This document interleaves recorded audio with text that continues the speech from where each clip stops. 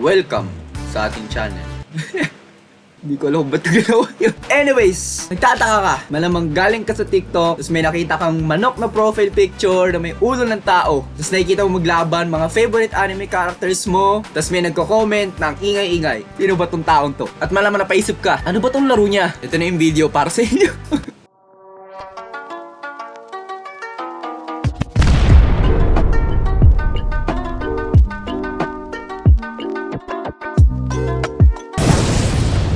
Bago na simulan ng video, papakita ko sa inyo. Tara! Yeah! Chopper!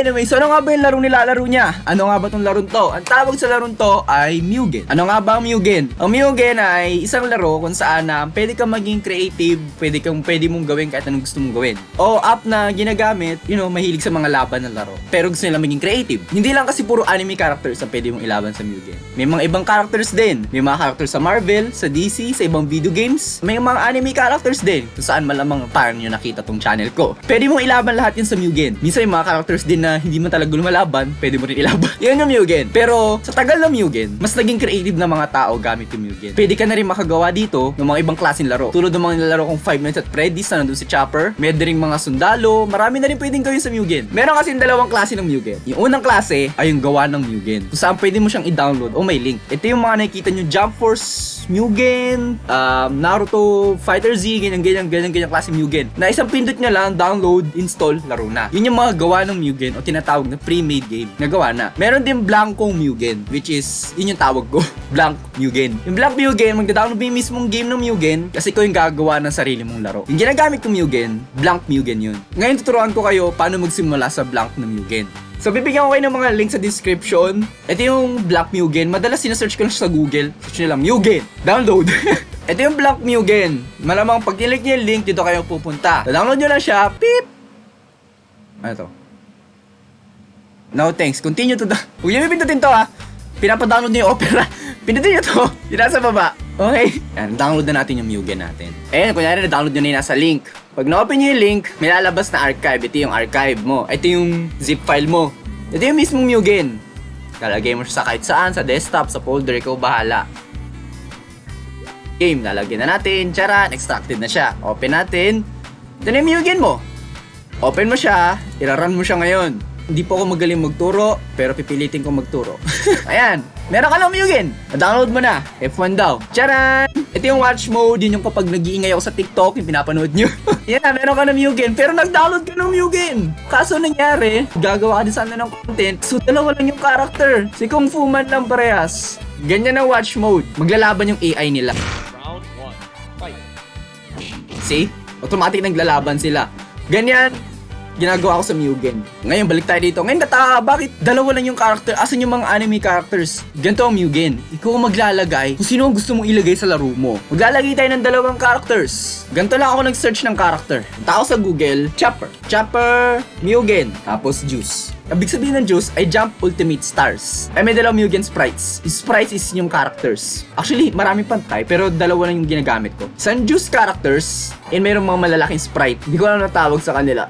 Madalas, ang hinahanap ko yung may YouTube video. Example to, may YouTube. Ayun na si Chopper. Nakita niyo siya? Talon-talon na si Chopper. Dito na siya pupuntahan. Meron siyang nakalagay, download, character Chopper. Click niyo yan. Then, dadali na kayo kay Chopper. Ayun na yung link ni Chopper. Madalas sa bababa siya. Ayun na, download. Click niyo lang yan. Ayan, pinutin natin. Ayan na. Charan! Click mo na lang yan. Tapos niyo yung ads. Ayun na, na-download nyo na si Chopper. Ando na si Chopper. I-open nyo ngayon si Chopper. Ilalagay natin si Chopper sa characters folder. Yan. Nasa loob na ng characters folder si Chopper. Ito si Chopper, ito yung dalawang Kung Fu Man. Ito yung kanyang files. So para malagay mo siya sa Mugen, i-ray mo lang siya, copy, then pack, then balik ka sa data.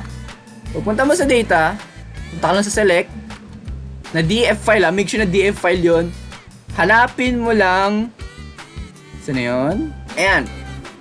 Punta mo sa select, paste mo lang dito si Chopper. Nakita niyo, insert your characters below. Paste mo lang dyan si Chopper. Save nyo na. Then, them close. Then, i-run nyo ulit yung Mugen.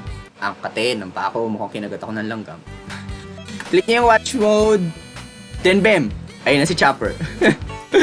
Charan! Si Chopper. Yan, pwede mo na siyang ilaban dun sa mismong match. Charan! Gets? Ayun na!